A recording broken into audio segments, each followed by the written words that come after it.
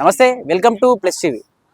ఏదైతే మొన్న జరుగుతున్న సుప్రీంకోర్టులో సీజే గవాయ్ సంబంధించిన ఒక తీర్పు నడుస్తుండగా ఆ తీర్పుకు సంబంధించి నడుస్తున్న సందర్భంలో ఢిల్లీకి సంబంధించిన రాకేష్ కిషోర్ అనేటువంటి న్యాయవాది ఒక బూటు విశేషణ పరిస్థితి. అసలు ఎందుకు అక్కడ ఏం జరిగింది ఏంటి అని చెప్పేసి పెద్ద ఎత్తున అయితే అలజడి వాతావరణం అయితే నడుపుతా ఉంది. ఒక అడ్వకేట్ స్థాయి ఉన్నటువంటి వ్యక్తి నా సనాతన ధర్మం జోలికి వస్తే చంపేస్తాం బెదిరిస్తాం అన్నట్టుగా ఇష్టారీతిగా ఒక జడ్జిని మాట్లాడుతూ, అంటే ఒక జడ్జిని తిట్టడం అంటే ఒక దేశ ప్రజలందరినీ కూడా అవమానించినట్టే. దీనికి సంబంధించి ఓయూలో పెద్ద ఎత్తున కూడా విద్యార్థి సంఘాలందరూ కూడా ప్రెస్ మీట్ ఏర్పాటు చేశారు. వాళ్ళతో ఒకసారి మాట్లాడదాం. చెప్పండి, ఒక సుప్రీంకోర్టు హెడ్ అతని పైన బూటుతో విసిరేయడం ఎట్లా చూడొచ్చు? ఒక సుప్రీంకోర్టు యొక్క హెడ్ అంటే దాదాపు మన పార్లమెంట్ యొక్క బాస్ సుప్రీంకోర్టు అనేది, అంటే దేశ ప్రజలందరి పైన కూడా చెప్పేసినట్టు అయిపోతుంది. అంటే దీన్ని ఎట్లా చూస్తారు? ముందుగా ఈరోజు నిన్న సుప్రీంకోర్టు ప్రధాన న్యాయమూర్తి పైన రాకేష్ కిషోర్ అనే ఒక అడ్వకేటు బూటు విసరడాన్ని ఉస్మాన్ యూనివర్సిటీ విద్యార్థి సంఘాలుగా, ప్రజాస్వామిక వాదులుగా, దళిత సంఘాలుగా మేము తీవ్రంగా ఖండిస్తున్నాం.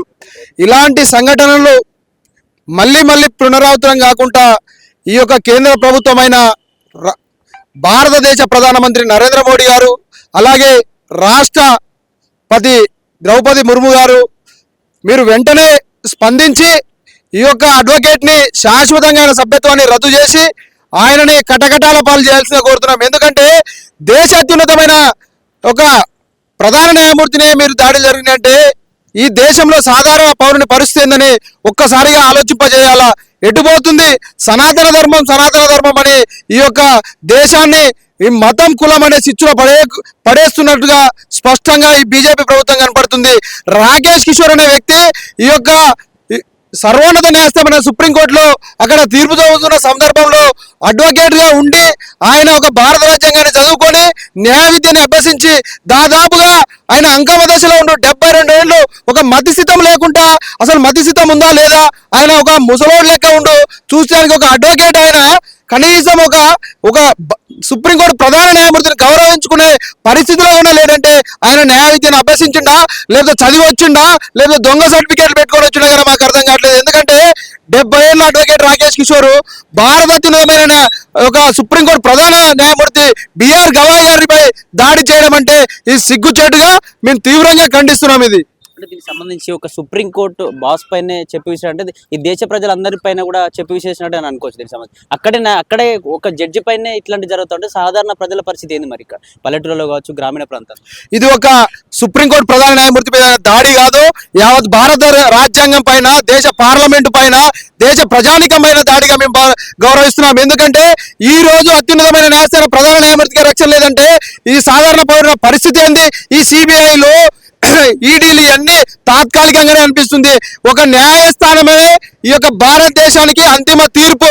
దానితో పాటు భారత రాజ్యాంగం చెప్పినట్లు సర్వోన్నతమైన న్యాయస్థానం ప్రధాన న్యాయమూర్తిపై గన ఆ యొక్క రాకేష్ కిషోర్ అనే మతిస్థితం లేని అడ్వకేటు అలా వ్యవహరించినందుకు కూడా మేము తీవ్రంగా ఖండిస్తున్నాం. ఇలాంటి సంఘటనలు మళ్ళీ పునరావృతం కాకుండా ఈ యొక్క భారత ప్రభుత్వ ప్రధానమంత్రి నరేంద్ర మోడీ గారు మీరు కాక వెంటనే దీనిపై కఠినమైన చర్యలు తీసుకోకపోతే మీ బీజేపీ ప్రభుత్వానికి భారతదేశంలో గుట్టుకాలం ఎదురయ్యే పరిస్థితి ఉంది.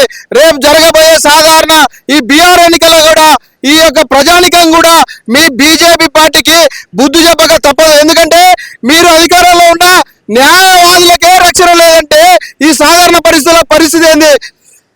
కాబట్టి వెంటనే దీనిపై తగిన చర్యలు తీసుకొని ఈ యొక్క న్యాయవాదులకు, అడ్వకేట్లందరికీ కూడా బలమైన చట్టాలు తీసుకొచ్చి వాళ్ళ రక్షణ కల్పించాల్సిందిగా భారత ప్రభుత్వాన్ని కోరుకుంటున్నాం. బీజేపీ ప్రతిసారి చెప్తూ వస్తాం మేము సనాతన ధర్మాన్ని కాపాడుకుంటాం, భారత రాజ్యాంగాన్ని మార్చేస్తామన్నట్టుగా కూడా రకరకాలుగా మాట్లాడుతూ వస్తాం. 400 సీట్లు వస్తే ఖచ్చితంగా భారత రాజ్యాంగాన్ని మార్చేస్తామని కూడా చాలాసార్లు ప్రెస్ మీట్లో మాట్లాడిన పరిస్థితి. అంటే వీటికి సంబంధించి ఇటువంటివి జరుగుతున్నాయి అనుకోవచ్చా?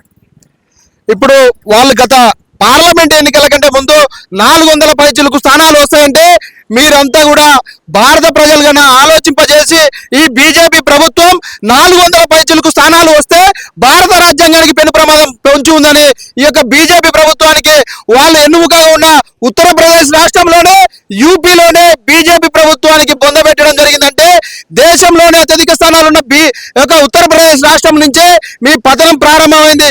ఇప్పటికైనా మీ యొక్క ఆటలు కన్నా అన్నీ కూడా ముగింపు వలకి భారత రాజ్యాంగం ప్రకారం మీ యొక్క పరిపాలన సాగాలని కోరుకుంటున్నాం. లేకపోతే ఈ భారతదేశంలో బీజేపీ హటావో దేశ్ బచావో అనేది కన్నా రేపు వచ్చే ఎన్నికల్లో కూడా ఈ యొక్క ప్రజానికంగా మీ బీజేపీ పార్టీకి తగిన బుద్ధి చెప్తారు.